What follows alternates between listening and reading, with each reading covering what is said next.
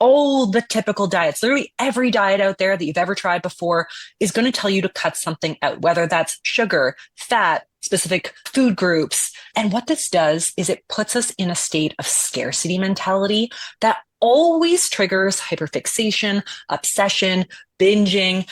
Welcome to the Mindset Mirror Connection podcast, the podcast where we debunk the eat less, move more, shrink more mentality and focus on what really matters, which includes your relationship with your body, food, self-worth, and the behaviors that align with all of those. I'm your host, Christina Hathaway, licensed therapist with specialized training in food and body obsession, certified personal trainer and nutrition coach. At the Mindset Mirror Connection podcast, we believe what you say in your mind, you see in the mirror. So let's have a conversation about that. Before we get into today's episode, I want to make sure you subscribe to this YouTube channel. Also, if you don't want to miss any content that's being dropped, make sure you hit that notification bell as well. I also want to know who are the people you want to hear from on this show and what topics would you like me to continue to cover. Thank you so much for your continued support. Now, let's get into the episode. What's up, guys? Welcome back to the Mindset Mirror Connection podcast. Today is you're in for a crazy treat.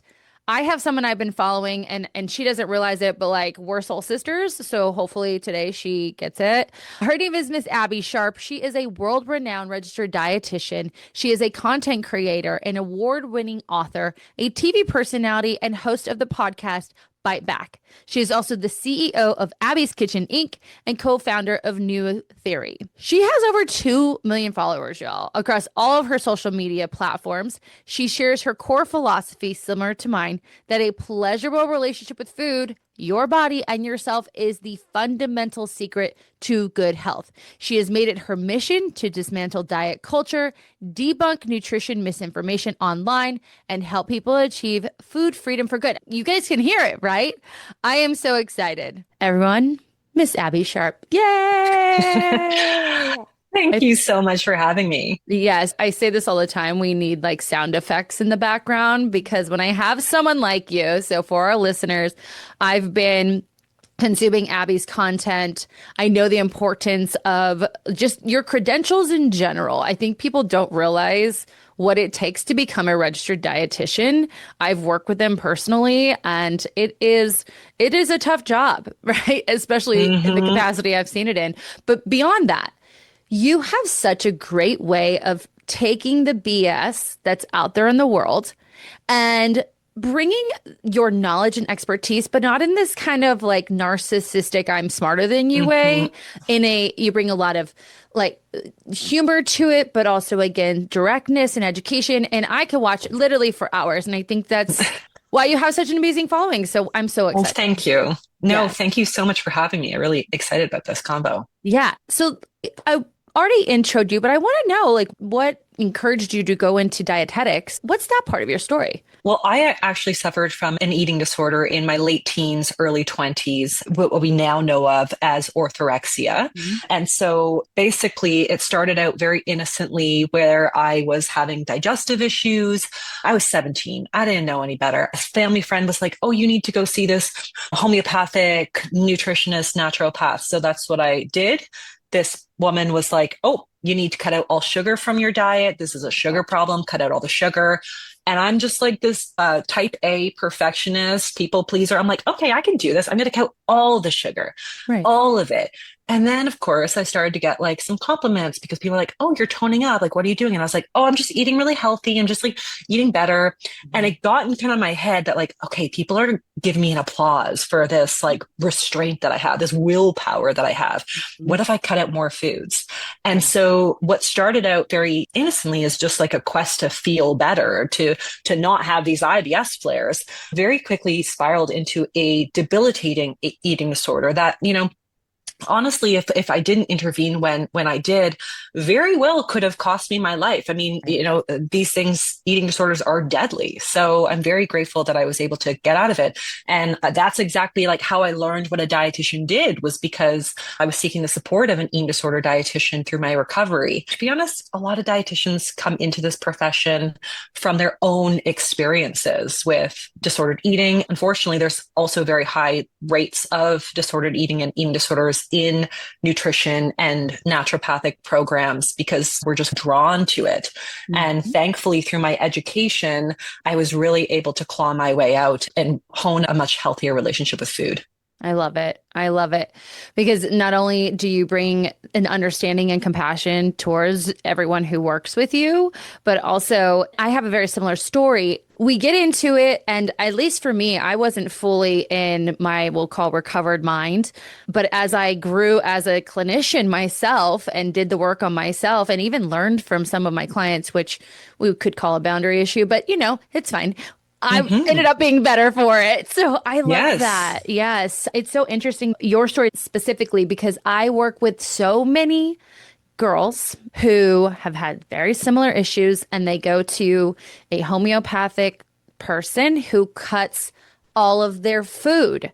I have one that I'm currently working with and trying to move her to someone that I at least respect and know that they're not going to do that. And it turns into this very disordered, if not orthorexic or even anorexia behavior. 100%. Yep. And that's, I've seen it again and again. And that's really what has motivated me to kind of take on this role in the media, because I've seen firsthand the damage that this diet culture does. I've seen what moralizing food and demonizing food, and it's just getting more and more extreme. I mean, I went through this long before there was social media. Right. And so I think about young people today who perhaps are already susceptible to the kind of pull of an eating disorder, as I was, based on my own personality traits and circumstances, but who are now constantly bombarded with comparison culture and filters and AI. And it's getting harder and harder for young people to feel confident in their own bodies. Absolutely.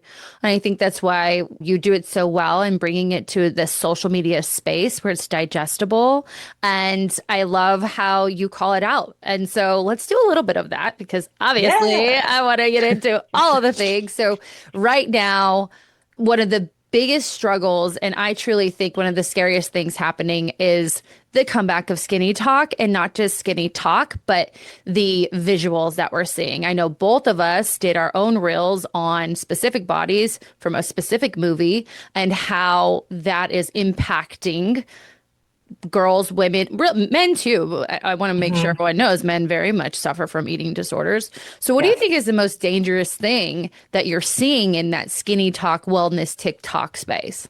Well, there's a lot. I mean, we're living through what a lot of people are now kind of coining this like panzempic, where, celebrities, it's getting to really dangerous levels where celebrities, influencers, and people all around us are just shrinking at a rapid clip. And so young people who are watching their idols, who perhaps they saw themselves in previously, they're watching them shrink rapidly, quickly before their eyes. And so what we perceive to be normal and healthy is shifting really, really quickly.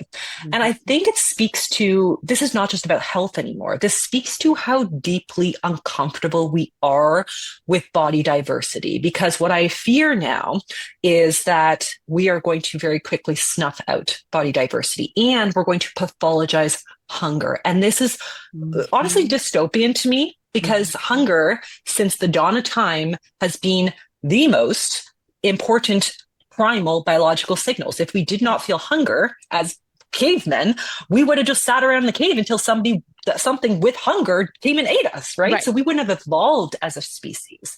And so it feels like we are purposefully pathologizing and fearing and moralizing something that ultimately makes us human. And that's terrifying to me. And I think the reason why it's become so pervasive is that we are living through an economically, politically, culturally, socially uncertain time. And when things feel uncertain, the body becomes a project, and food becomes the easiest thing that we feel like we can control. And this is no different than back when what I was experiencing in my own eating disorder days, right? Food control feels safe in an unsafe place, an unsafe world. And so I think the romanticizing of this skinnydom really serves as like a really tempting escape for a lot of women. And it's now basically a social expectation because it's everywhere. It's not just like a nice thing to be thin or like everybody wants to be thin. It's like you need to be thin. It's an expectation. There's no excuse, so to speak, is the kind of overarching message I'm seeing. Yeah. No, I want to bring back the discussion around hunger because I've had many women say, I'm hungry, like I can't feel hungry. And I say to them, hunger and feeding yourself is one of the kindest things you can do to yourself. Because, and I always reference back to a baby, like when we're babies, we know when we're hungry, we know when we're full, we pull away. We know a lot of things in our early years that get conditioned out from us. And that idea that hunger is something that we should fear and that we should stop is so scary to me. And then obviously having these new weight loss drugs and the ability to stop this biological communication really in our body is terrifying. And then coming back to the social aspect of it, on TikTok, I see creators that are live and they have these huge communities and they're not credentialed. They don't have any background in nutrition, anything like that.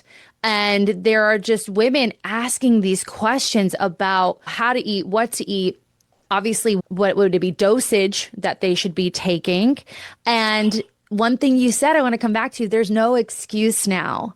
There's no excuse why you are in a larger body or your body looks differently. It's almost like we're trying to make these cookie cutter copies of ourselves. And if you are not that, you are now wrong. You are the person who, what's the word I'm looking for? The outcast. You're an outcast. 100%. And it's thinking it, just coming back to that tribal instinct of wanting to fit in. I mean, I know women who are maxing out their credit cards to get a hold of these GLP-1s. And I work with clients on GLP-1s. So I want to say that here, but they're going into debt to fit in. And it's really, really sad. It is really sad. And I think what it comes down to, I mean, there's no question that there are folks that these medications are going to be life-changing for, because if you've been struggling with persistent food noise your entire life, that is not being driven by restriction or maintaining a low body weight, as we obviously see food noise in eating disorders and under eating. But if you've been dealing with that food noise, this is like a relief valve that allows you to open your mental capacity for other acts of self-care, for other health promoting behaviors. And for those folks, I want to hold space that there's absolutely people that this is so life-changing. And I love that we have options. But at the same time, there are so many people who will be harmed by the pressure to use these drugs when the benefit does not outweigh the risk. These are not medications that you just go on so you can trim up before your holiday, as I'm seeing it used online. That's terrifying. So yeah, I think that when thinness becomes explicitly transactional like this in a way, like as long as you can go online to one of the sketchy online pharmacies and you can plug in that you are a BMI of 30, even though maybe you are actually underweight and suffering from an eating disorder, because that is happening, you can essentially buy your way into looking a specific way. And yeah, I think it's really creating a two-tiered system of the medicalized thin and then everyone else. Right. Yeah. Well, and I think too, you're buying your way into potentially hurting yourself. And there's not these, they say it's regulated, but how much is it really regulated when, like you said, I can say I'm a 30 BMI when I'm 18, right? And I'm already very low weight. We could probably talk about this forever, but I agree with you. And just the amount of attention that it's receiving, the amount of praise it's becoming, it's kind of funny, the transition of when we were body diversity and we were talking about you can be healthy and not be the size 2. And it just really makes me sad because the creators and the performers who were singing songs and have pages about this have taken the women who are following them and said, Nope, just kidding. We're now small, now we're shrinking. And everything that I said that you and I promote of I'm very much about your worth and it being a part of your existence and understanding where all of the crap that we say to ourselves comes from, a lot of it diet culture and our upbringings, all of that I taught you and all of the empowerment that I provided you, forget about it now. You can now buy this drug and here's the link in my bio. Right. And Yeah. And I mean, I 100%. I think we also have to hold space for these celebrities because they are victims of diet culture too, right? Like they are the ones. Celebrities have always been the canaries in the coal mine when it comes to these diet culture, body trends. Any pressure that we feel, they are feeling much more amplified because their bodies are their business card essentially. But so I ultimately I believe in body autonomy, and I think that people are going to make the best choices for them. But it does worry me when our young people are no longer seeing any body diversity in the media. What does that do? What does that do when a young person is looking at their favorite celebrity who perhaps they saw themselves in and thinking, well, they have all the money in the world for trainers and chefs and diets and all that stuff, and they still cannot achieve an acceptable body without a pharmaceutical solution. How am I ever going to be accepted into this world? Right. And yeah, that's how you get 14-year-olds ordering semaglutide online. Right. Or their doctors are prescribing it to them. I've seen that as well. I think that's a valid point that you make of the celebrities are a part of the same struggle. It's that diet culture struggle of you need to look a certain way to be accepted. And I see this too with creators because you'll have a lot of people share their weight loss journey online. And prior to that weight loss, they're not getting the followers, the attention, the engagement. And as they start losing weight, and maybe they are doing it naturally, which is their choice, right? That's wonderful. But once they get to a certain point, because they too, now we're dealing with someone who's getting praise and attention similar to what you experienced by losing weight, they have a following who is now kind of dependent on them to tell them what I'm doing, what I'm eating in a day, what exercise program I'm following. And it puts a lot of pressures on the creators as well, whose now body is their business card. And then we see creators hide that they're taking semaglutide because they too are under pressure. If they gain the weight back, in their mind, they're going to lose it all. They're going to lose basically an identity that they've created for themselves. And it becomes 100%. A very scary mental health issue as well. Yeah. And we saw this even before the Ozempic boom, where creators were coming into the fold, promoting an all vegan diet, for example. The Balanced Blonde is a good example of that, where she built her following as a vegan and had rallied this amazing community around eating plant-based. And when she realized that this was not serving her body and she needed to switch gears, it felt it was too scary to make a choice that was actually better for her health because of the implications of like her identity, her brand, letting people down, making people angry. And so I do worry that when people have built a community around their body, around, and I always say your body's the least interesting thing about you. Your food choices is the least interesting thing about you, but it's become people's identity. And I know how that feels because that's what it felt like to me when I was in the throes of my eating disorder, when my diet and my body, the way it was my whole identity. And if it were to change, I would not know who I was. And so it's really scary for folks now. There's just so much shame that I've experienced too. Michelle Carroll is the guest we have on the podcast often, and she is a PhD out of Edinburgh. And her whole thesis, or her research, is on the amount of disordered eating in the fitness and health space. And she talks a lot about what we're talking about. So she's really great for research. And so what do we do? What do women do who are trying to protect their mental and emotional health when we're online, we're on TikTok, and we're seeing these trends everywhere? What do we do? Well, I mean, there's a few things that I do generally recommend for a lot of women and young folks. I think for one, you have to curate ruthlessly and really do a deep dive on like what is serving you, not just what you think you should be following, because again, it's New Year's resolutions, it's new year, new me kind of, oh, I think I need to lose weight, so I should really be following all these thin weight loss creators. If an account triggers shame, comparison, food, body anxiety, even if they are educational or popular, like mute, block, unfollow. If it's not serving you, if it's not basically enhancing your overall well-being, it's not going to be good for your health. Right. And I think also like doing some little reality check-ins, basically, essentially like asking yourself, who benefits from me believing this or buying into this? Like before you internalize like a fear-based or aesthetic-driven content, ask yourself like, who's actually benefiting from this? Am I benefiting from hearing that seed oils are the devil? Like, is that really going to move the needle on my health? Or is it just going to create unnecessary anxiety every single time I go out to eat or buy myself a salad at the local salad bar?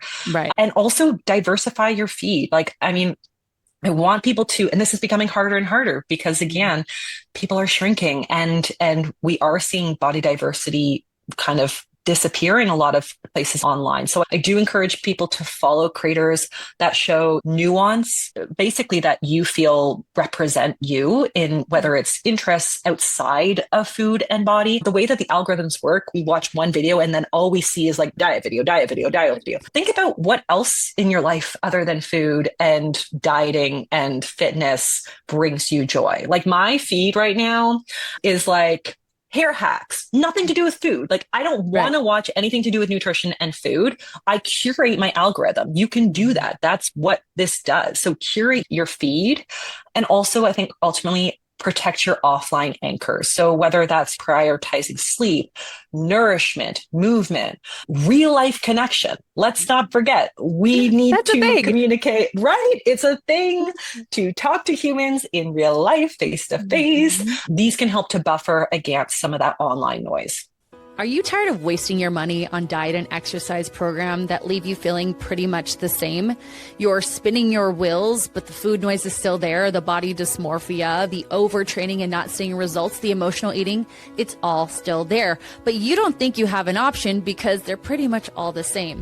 What if the next program you invest in combines therapeutic practice with exercise and nutrition science and behavioral change? What if this program focuses on what you say in your mind so that you can have a better relationship on what you see in the mirror? Hi, I'm Christina Hathaway, licensed therapist with specialized training in food and body obsession, certified personal trainer and nutrition coach, and I'm the founder of the Mindset of Matter coaching program. Here, we see your mind, your body, and your identity as one integrated system and treat it as such. We focus on your self-defeating beliefs and understand how they impact your behaviors and thus the outcomes that you feel stuck in. We do this through the Mindset Method, my psychological curriculum that I've curated with over 15 years experience and adapted it to you, the average woman, and this coaching program.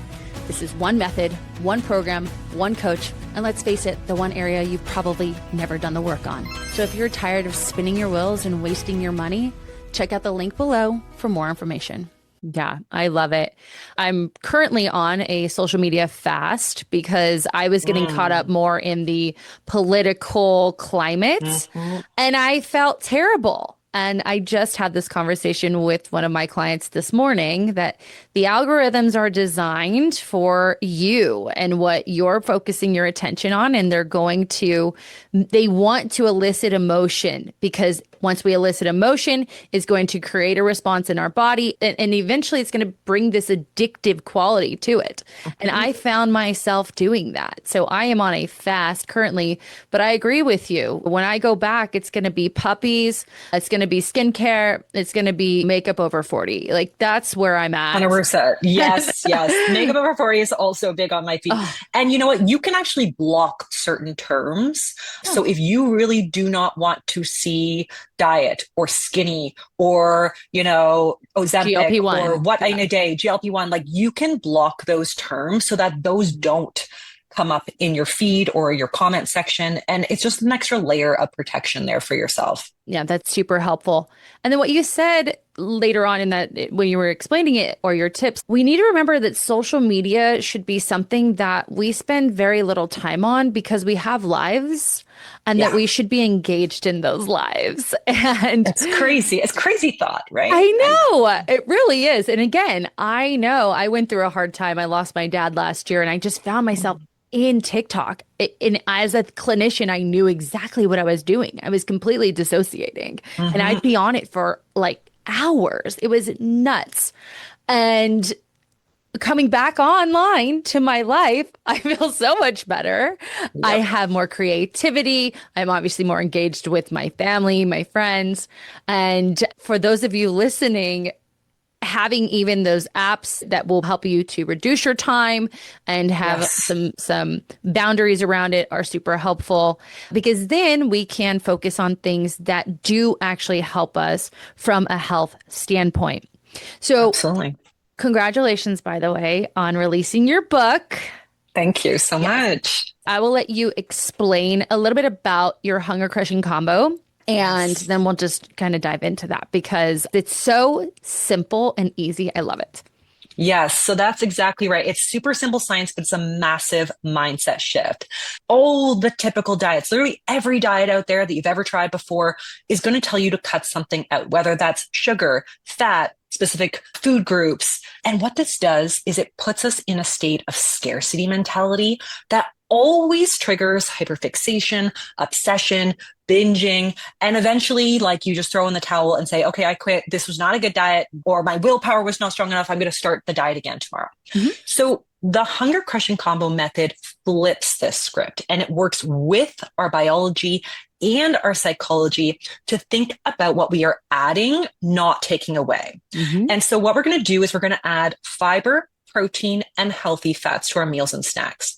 These are the three hunger crushing compounds that are going to help keep you satiated and full longer. They're going to help to stabilize blood sugars. They're going to help to quiet that incessant food noise and those cravings that just do not like let up. And they help us reach our healthiest, happiest weight without getting into that deprivation mode. Right. No, I absolutely love this. And I practice this as well because you and I both know when we're feeding our body proteins, and I'll let you kind of go through each, but it's going to keep us fuller longer. The same with fiber. One thing I do want to touch on because I want to hear a little bit more about this from you because I know my audience is thinking, oh, Christina said that, but let me hear it from someone else. You know, when you tell some your kids, Oh, like, yeah.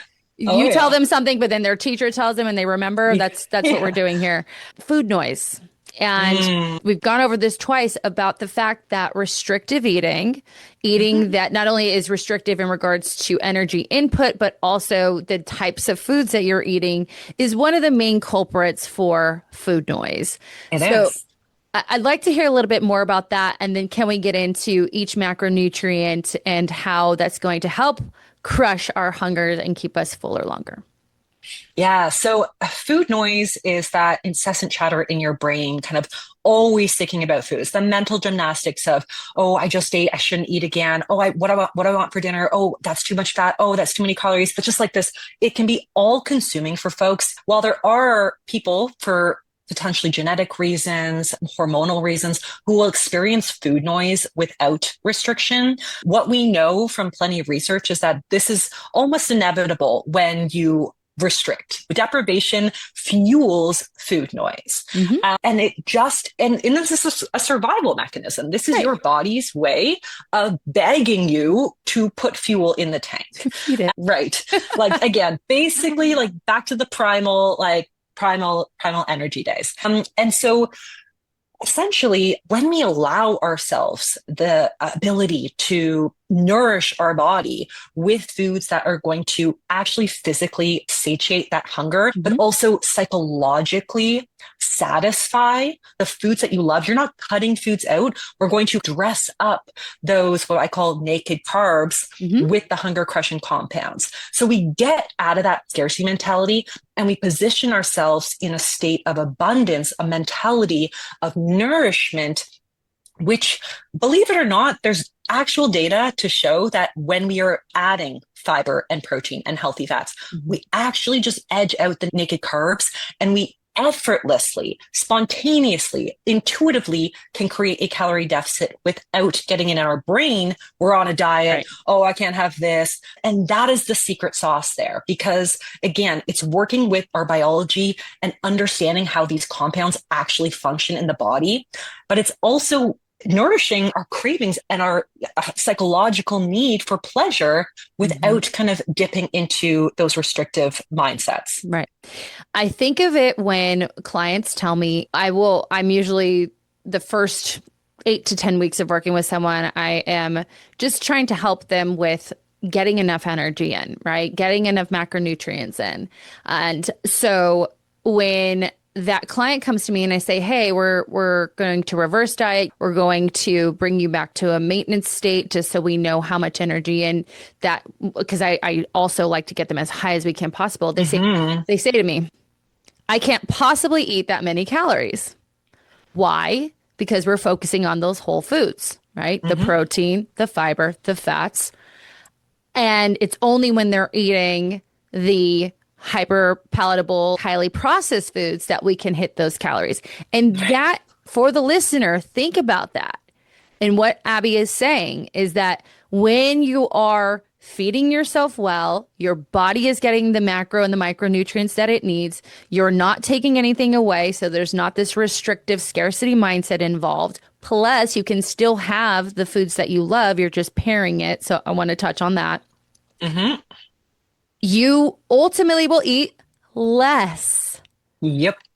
That's what she means about naturally putting yourself in a calorie deficit, unless I'm missing anything there. You got it. You got it. Right. It's like a sneaky calorie deficit. Like we're not, it's just like, oh, it just happened, you know? Like, oh, I'm full. Great. Moving on. Exactly. I'm full. Exactly. And you're not even thinking twice about it, because again, it's not like diet starts again tomorrow. So you don't need to polish off the sleeve of cookies when we've neutralized the cookies' power over us, and we put the cookie on the same plate as some berries and some cheese and some nuts. And it's just another food. It's just another collection of banal nutrients. It's not good. It's not bad. It doesn't make us good. It doesn't make us bad. It's just another food. I love it. I love it. Yes, I follow a sustainable eating quadrant where we're looking at foods that are pleasurable and nourishing. And each client will complete this. They'll put their foods that are pleasurable and nourishing. So those macros and micros are involved, but they also enjoy them. So think strawberries, blueberries, avocado. Yes. Then we look at foods that are just nourishing, that we need to add things to make them taste better. We have foods that are just pleasurable, that we need to either, like you said, pair with a protein or a fat, and or just learn the size of that type of food that's not going to make us feel terrible. And then this is the biggest one. If it's not pleasurable or nourishing, why are we eating it? You know? Why? I don't love those types of foods. Go ahead. Exactly. And when I was in the throes of my eating disorder, and of course in that scarcity mentality, and literally binging on anything high calorie, because my brain was just like, get calories in. When I recovered from an eating disorder and allowed myself permission to eat those fear foods, I realized that like half of them I didn't actually even like. Like I was binging off of like Halloween candy because I was so deprived. I do not like Halloween candy. I think it tastes stale. It's not it just like tastes cheap. It hurts my teeth. And that's the thing. When you take the forbidden fruit piece away, you can actually start to get in tune with not only your body's needs, but also your desires, your true cravings. Right. Your taste buds. When I was working in inpatient facilities, we couldn't even do a lot of therapeutic work with clients when they were underfed. I mean, their brains were just they were so disconnected from themselves that we had someone like you refeeding them. Yeah. And when you're in those restrictive states, you are not connected emotionally as well as physically, right? And so feeding yourself more, like you're saying, not only is going to help with feeling satiated and being full and getting everything you need, but when you eat enough, guess what also comes online? That energy is also used for your psychological health, your social relationship, all of that. Everything just is better. If you guys are hearing one thing, the hunger crushing method is just better. you're just going to be better. Just going to be better. It Yeah. really does work. I've been using this for a decade now, Love and it. the results have been incredible for so many thousands of people who've been following me. It's been amazing. Yeah. And we see so many people online. It's just like, just hit your macros, just hit your macros, just hit your macros, and very kind of restrictive. And I'll say I teach clients like as a nutrition coach what Mhm. macros are and things of that nature. But I also see that it doesn't work for everyone. And restricting food does not work for everyone, especially Mhm. because of the mindset piece, right? Of You exactly what got we're it. talking about, the scarcity, the all or nothing thinking. So for the gal listening who's following those creators who are like, just hit your macros, what Mhm. advice do you have for them? Yeah, I mean, really, it comes down to this is just saying, like, oh, just count calories and just hit your macros without any consideration of your unique history with food, how you relate to food, your relationship with food, your relationship with your body. This advice completely ignores risk and context. Because Mhm. really, when I say if you are going to intentionally diet, whatever you're going to go on intermittent fasting or keto or whatever, you have to have a rock solid relationship with food. Like, Right. and to be honest, nobody does. No, I can't do it. Right? So like this is rare. But yes, like there will be people out there who can count calories and go on my fitness pal, and you know what? If they are a little over or under, it doesn't rule their life.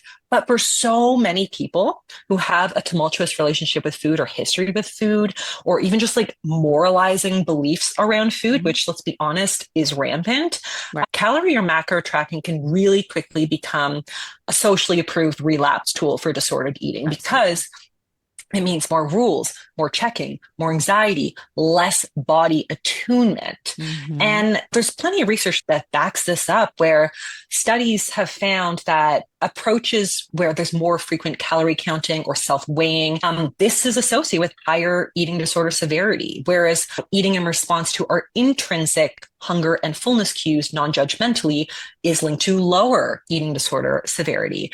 Plus, we also know that all these diet and fitness tracking apps, they are often associated with increased dietary restraint and disordered eating, which is exactly why this kind of like, oh, you'll be fine, just like track your macros, is this blanket statement is dangerous, actually. Absolutely. So I think having a sense of calories can be helpful. Like knowing that a Big Mac has more calories than a turkey sandwich that you make at home might be helpful.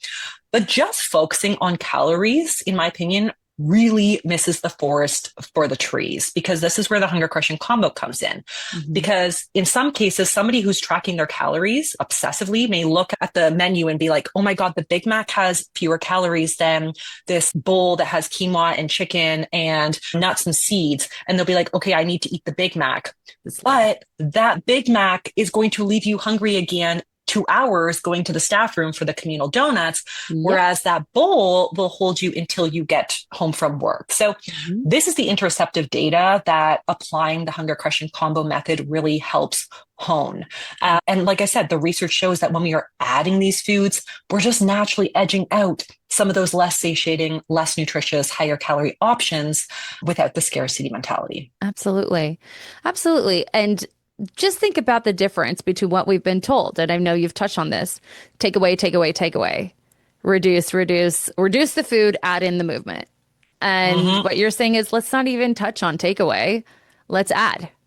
What Let's a add. just think about the slight difference there that can really make all of the difference when it comes to your relationship with food. And I absolutely love it for that person who is looking at the menu and they're just looking at the calories, right? And say, I'm not going to have that because it's 850, whereas the cheeseburger is 650. So they're just making a decision on calories. I did want to note because I know people think, might skip this part. There are also ways when you are attuned eating where you do want the cheeseburger, right? 100%. And you can 100%. have, if that's what your body feels like it wants, have the cheeseburger, especially if you're attuned eating, because it's not always going to be a cheeseburger that the body is Mm-hmm. wanting. It Mm-hmm. actually, and we can open this up, our body, when we are listening to it, craves the macros, the micros, the whole Mm-hmm. foods. And it's so great when our clients are seeing that, oh, I thought I'd be eating cups and cookies and cakes all day when I stopped tracking and I stopped using my fitness pal. I'm not. And Yep. so there's a balance between both. Would you 100%. touch a little bit on that? Yeah, I mean, this is the fascinating thing, and I agree. People really do, especially when you say, "I'm gonna, just eat intuitively." And the hunger crushing combo builds on the concept of intuitive eating in the sense of body attunement and body trust and body respect, but it provides that structure based on best practices for nutrition guidelines and things like that. So it's really helpful for folks who have been dieting their whole lives. And when you say, "Oh, just like listen to your hunger and fullness," they don't have those skills honed yet. No. But the really interesting thing is once you remove the morality around the Big Mac and you allow yourself non-judgmentally to incorporate those foods into your diet, you start to be able to collect actual data on how foods make you feel. Right. So maybe you have the Big Mac and you're like, I just crave the Big Mac, and you have the Big Mac and you're not making a big deal out of it morally. You're not like into a shame spiral about it. That's the most important thing. Because once you get into the shame spiral, then you go into the restriction, and then that feeds the binging. And it's this cycle that does not stop. Yep. So if you remove the morality and you're like, I'm just going to have the Big Mac because that's what I feel like. And then maybe you collect data non-judgmentally on how that made you feel. And you're like, you know what? I was hungry. Like I needed a whole other meal 2 hours later, right. Or my digestion was a little sluggish the next day because I didn't have any fiber. And like I felt a little constipated, or my energy level dipped, versus the next day when you were out for lunch and you got like a big bountiful salad with quinoa and nuts and seeds and tons of hunger crushing compounds. You're like, I felt energized. I got through the 3 p.m. energy dip without that crash. And you're just collecting data. Right. And that's going to inform future eating choices. That doesn't mean you're never going to eat the Big Mac again. I mean, we literally all feel terrible after Thanksgiving or like Christmas, right. a massive Christmas dinner, and we still do it again the next year, right? Like it doesn't stop. It's not going to never stop you, but it's going to shift over time how often you're going to want to engage in that kind of eating. I wouldn't want to eat a Thanksgiving dinner every day, even though it's delicious. Thanksgiving dinner. I personally don't like any of it. Right. And the data taking too is I've seen clients force themselves to have something that was clean eating. And then they wanted the burger. And then what did they do? They end up eating everything at the end of the day. And so it's, again, and I loved what you said about intuitive eating. And we are very much on the same wavelength here. When you are so disconnected from yourself because you're trying to create an identity and a sense of self-worth through how you look, thus following diet culture rules and expectations, you're not attuned to anything about you. Most of the time, you are type A, you're overly stressed, you have zero boundaries, you have no idea what's going on emotionally and no idea what's going on physically. And I'm going to hand you this book with 10 steps, sorry, to the intuitive eating gods. It's not going to work. Nope. It's not going to work. And a part of what I do is I have clients, literally, we have reminders in there. We have an app of just checking in. Where are my thoughts right now? What does my body need? I use the HALT acronym that they use in AA, but I've added an S. My hungry, angry, lonely, tired, or sick, or in pain.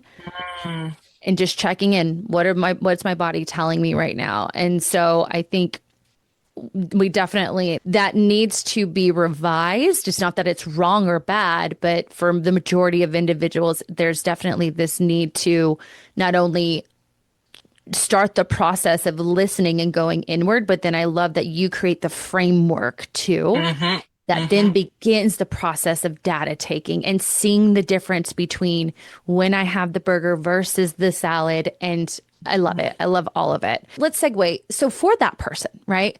I have not been listening to myself. I've been maybe following the MyFitnessPal. A lot of our clients come in with this, following MyFitnessPal and only eating because I'm trying to hit a target, not because I'm actually hungry. How does someone like that rebuild trust back into their bodies after the years of perfectionism and chasing targets and control? Yeah. So I think rebuilding trust with the body really starts by just actually shifting the goal from control to self-care. And for a lot of people, especially if you have been heavily restricting and you don't have those hunger and fullness cues to like eat intuitively, this means practicing regular, adequate eating, even if it feels uncomfortable, even if you are not like quote unquote hungry. We call this mechanical feeding. And I'm sure you know all about this, but what's often at the beginning of a disordered eating or eating disorder recovery, that's what we have to do because we don't have diet culture dulls and dieting dulls our interoceptive skills, our hunger and fullness cues, because we're basically being saying, I'm hungry, I'm hungry, I'm hungry. You're ignoring that for years. So your body's just like, I'm not going to bother with telling you that anymore.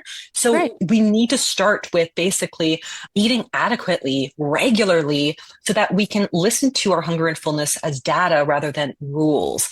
And also on the flip side with activity, seeing movement for how it feels in our life, how it supports our life, not how it just changes our body, because it's very hard to keep up any kind of quote unquote health promoting behavior if the goal is simply a number on the scale, basically like how many inch exactly. Because as soon as it stalls, then you're like, well, what's the motivation to keep going? Right. So it has to be grounded in self-care rather than self-punishment or self-change. And I think it also, and this, I'm saying this as somebody who needs to really hone this skill myself, but unlearning perfectionism, which I know is really hard to do because it is ingrained in a lot of us. I'm a recovering perfectionist. Same. So, I think that means like, experiencing setbacks and reducing body checking and food rules and surrounding yourself with messages and supports that reinforce, self-respect rather than aesthetics. And so, I always try to, one of my goals for people is to learn, instead of basically building self-trust and self-worth around chasing a trend that is ultimately a body trend that's going to change in 5 years' time, we need to be focusing on building our self-worth to survive and thrive despite these trends, because they're always going to be here. They're always going to be changing, the diet trends, the body trends. And so we really need to really learn how to honor our own body's needs. And those are going to be unique to us. Absolutely.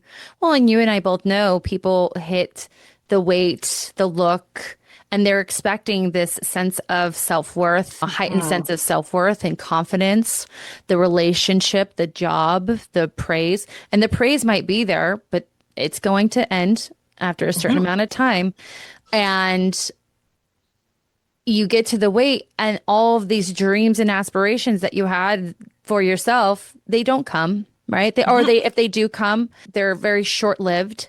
Yep. And that self-respect and that connection to self is so important. I mean, our slogan here is like, what you say in your mind, you see in the mirror, because our connection to our identities and our self-worth, our ability to, and really our ability to understand, like, where has perfectionism kept me safe in my life? Understanding where perfectionism has been a protective mechanism for me and why.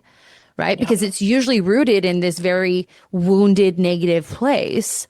And as adults, we're still working from those narratives when really they don't apply anymore. And when we can start learning that, plus also a lot of the things you've talked about and respecting our bodies by the way we feed it and treat it, you are undoing those decades of needing to work from this externally validated place. And I just love this. I don't have a lot of conversations like this because, again, there are not many of us out there that understand that the mind, the body, and the identity are one integrated system. Yep. But we walk around like the headless horseman. Honestly, we are up against it's a David and Goliath situation every day of my life. So yeah, trying to take down diet culture is a mammoth of work, but we need to keep fighting the good fight because it does make a difference. Absolutely. So let's end with this. What is one, I had on here myth, but let's see, we'll do that. What is one myth about food and nutrition you'd like to see disappear, and one truth you want every woman to know? There's a lot of myths I'd like to see disappear. I think that, first of all, weight does not equal health or moral value. Carbs do not make you fat. Seed oils are not toxic or inflammatory. They actually tend to be anti-inflammatory. What else? Can I drink Diet Coke? Oh my God, you can drink Diet Coke because let me tell you, you would need to consume 1,200 cans of Diet Coke every single day to see a potential for a negative effect. Okay, you would die from water toxicity. Yes, and be a rat. Like you would die from water toxicity before you would see any negative income, like any negative outcome from aspartame. So and the return on investment is much higher when I drink the Diet Coke versus right, exactly, yes. And truth, I think what I want people to know is that their body is not their business card. Your worth is not measured by what you eat or what you look like. And I know that feels like an impossible truth to swallow in this Ozempic era, this SkinnyTok era that we are living in. But like I said, these body trends come and go, and we need to find it in ourselves to understand whether or not this trend is serving us. Chances are it's not. Right. And to acknowledge health is more than just your weight. It's more than just physical, the absence of disease. It is social. It is cultural. It is emotional. It's psychological. It is emotional. It's spiritual. It's so much more. And I think we forget that in this kind of diet culture, wellness culture era that we're living through. So if you are feeling tempted by diet culture or any of these messages that you're seeing online right now, just ask yourself, like, is this serving my net well-being? Because chances are, if it's not something that you can do comfortably and enjoyably for the rest of your life, it's not worth doing. No, absolutely. Absolutely. I absolutely love that. You were saying following the trends, following really what women out there need to be doing is looking at the season they are in, what they need to provide for themselves in all of those areas we talked about, spiritually, mentally, physically, emotionally, socially, all of it. I love this. I would love to have you back on because I have all of these ideas coming to mind about what we could spill our own tea on, if you will, as the kids say. But I will be respectful of your time. Thank you. This has been my pleasure. So amazing. Please let people know where they can find the book and then where they can follow you. Yeah, so you can get the book anywhere you get your books, Amazon, Apple, Kobo, Google. There's an audiobook, there's a digital copy, and then, of course, the hard copy. And then anywhere that in Barnes & Nobles, Indigo, wherever you purchase your books. And then you can find me at Abbey's Kitchen, ABBEYS Kitchen, literally on YouTube, literally everywhere, YouTube, TikTok, Instagram, my blog. And then I've got a podcast called Bite Back with Abbey Sharp. So I would love to have you following along. Yes, please give Abbey a follow. We'll put everything in the show notes. Thank you guys so much. If you enjoyed this information, you've got that mom chat or maybe the school drop-off chat. Let's just throw this in there. Let's share this information because every woman can benefit from what we talked about today. Of course, if you haven't already, make sure to give us a follow, subscribe to our YouTube channel. And if you are feeling very, very happy with all of the information, we'd love a 5-star rating and review. But other than that, I will send you on your way and remind you that what you say in your mind, you see in the mirror. Bye-bye.